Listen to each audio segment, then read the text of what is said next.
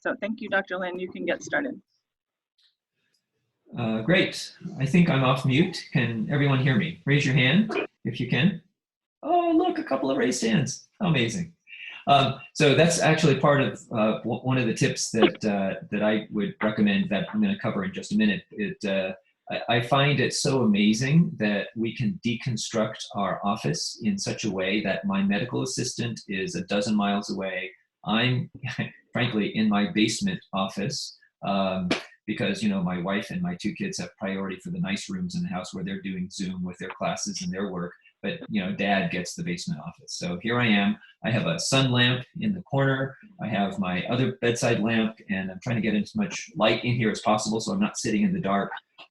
But when I connect with my patient who's at yet a third location, I just like naturally like, yay, there you are. It's amazing. I mean, every connection in this time of pandemic, I feel like, is an amazement. So, you know, let your emotion show, because all of us are emoting through these 2-inch windows, these 4-inch windows, and it's very hard to get nonverbal body language across.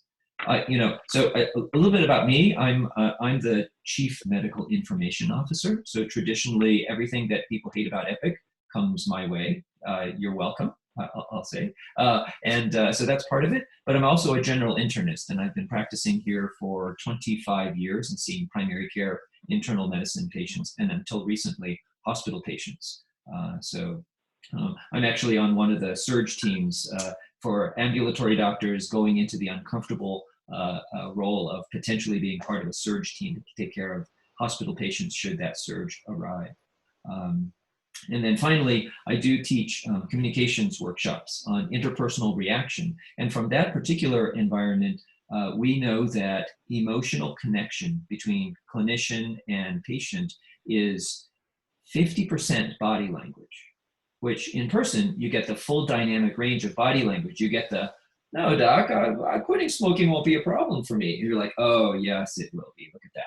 Or you know, no, I have nothing to hide. You know, there's nothing I need to hide. You know, oh, you're talking behind your hand. There's a problem with that. And so all of these things are now these tiny 1 or 2-inch windows that you're trying to get body language through, and it's like sipping through a straw.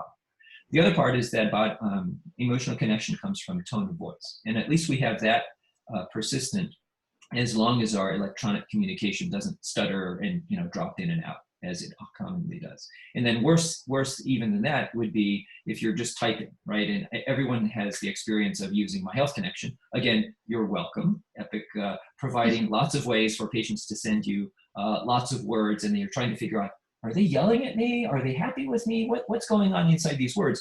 And we do know from emotional connection literature that 10% of the connection between individuals comes through in the words. It's 40% tone of voice. It's 50% body language. And so in so many ways, when we're using video, audio, or text, you have to be extra careful about the emotion you convey and the emotion you're assuming based on what you're receiving. So just keeping that in mind.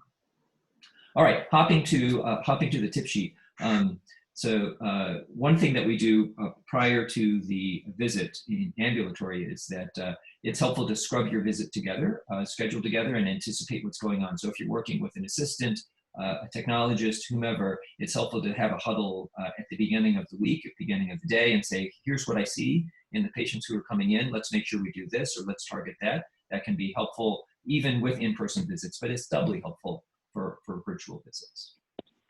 There's an entire demonstrate professionalism tip sheet that if Hillary, you don't have access to this, we can share it. It's on the provider's dashboard within Epic, where there's Jen Simpson actually went through a lengthy list of, you know, what does your background look like? You know, what is your light that's on your face? Is it coming from the side so half your face is in darkness? What are the things that you can do to make sure your presentation is as professional as possible? And maybe it's time to change out of that sweatshirt, that sort of thing. So, side note, I'm hearing that Target is selling lots of professional tops, but they're not selling any bottoms, which is right.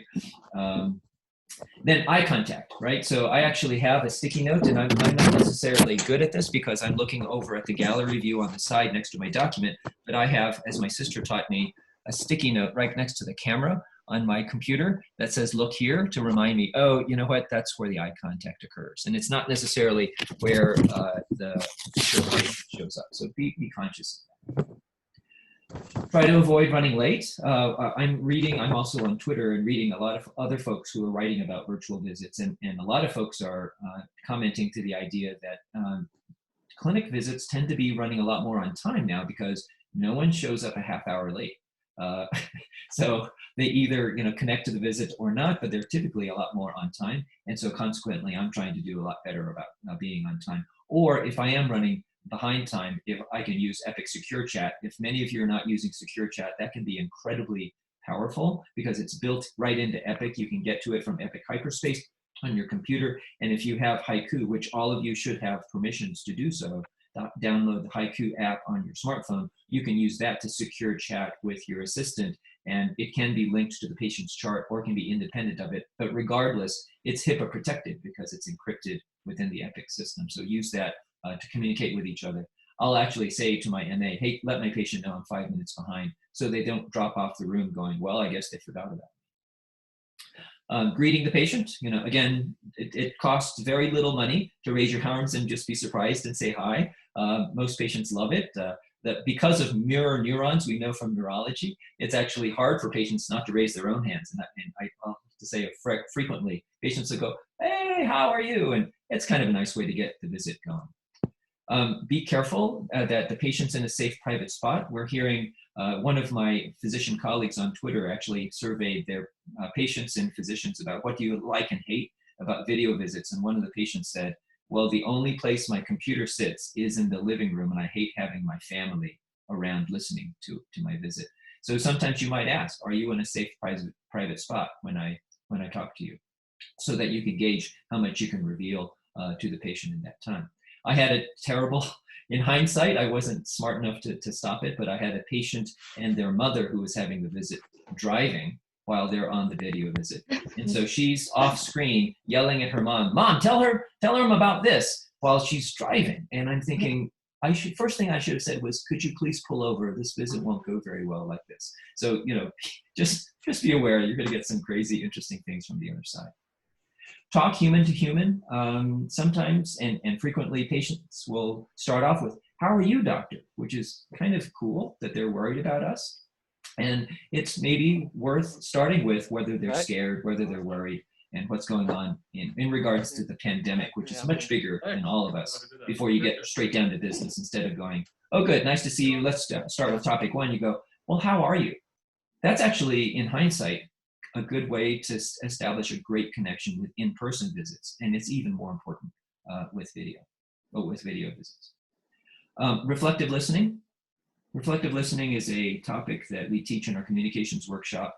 Some of us are great naturally, but it is a trainable skill. And I frequently, even being an instructor in this course, hear myself not doing reflective listening and then going back and stopping and going, oh, you know what, I could probably do that more. So reflective listening is sort of listening to the patient and then saying back what you hear. And you don't have to say it in extended time. One of my medical students who used to work with me said, well, gee, Dr. Lin, you're recommending that I double the length of my visit with the patient because you want me to repeat every sentence back to them? And the answer is no. You can summarize in as little as 1 or 2 words. If they go on about how their elbow's been hurting, and you say, oh, your elbow's been hurting.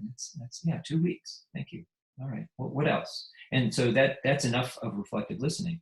One of my colleagues takes that a bit further. And if you're really trying to establish a good relationship with a patient, not only can you reflective listen data, for example, on this tip sheet, it's been 5 days of worse symptoms. Is that right? You can also reflect ideas, feelings, and values. And sometimes with a difficult conversation where patients are really not on the same page with you, you can reestablish that relationship by doing things like ideas. So you think it might be gout, right? Well, and that's pretty straightforward when you agree that it might be gout. But I've had patients go, I had this abdominal pain and it's going down to my lower side and I'm having a fever and I'm pretty sure it's gout. And you're like, well, to yourself, you say, well, that's not right at all. But you can say, oh, so you're having some abdominal pain, goes down to the right side, and you're concerned it might be gout? Yes, doctor, you're the first doctor who's heard me. right? And then, of course, then you can say, well, I kind of don't agree that this is gout, but I hear where you're coming from. And then you can reestablish that relationship. Feelings and values similarly. So you're worried about work. Is that your main concern? Or values. So what's important to you is really spending time with your family. Is that right? And so the reflective listening can be so much more powerful than just reflecting data. Another workshop that we teach includes these items on pearls. This is more about recovering or service recovery for a relationship that may not be as strong as it could be, or something's gone wrong in the patient's previous healthcare, and they come to you and they're just unhappy, or they have a beef with you.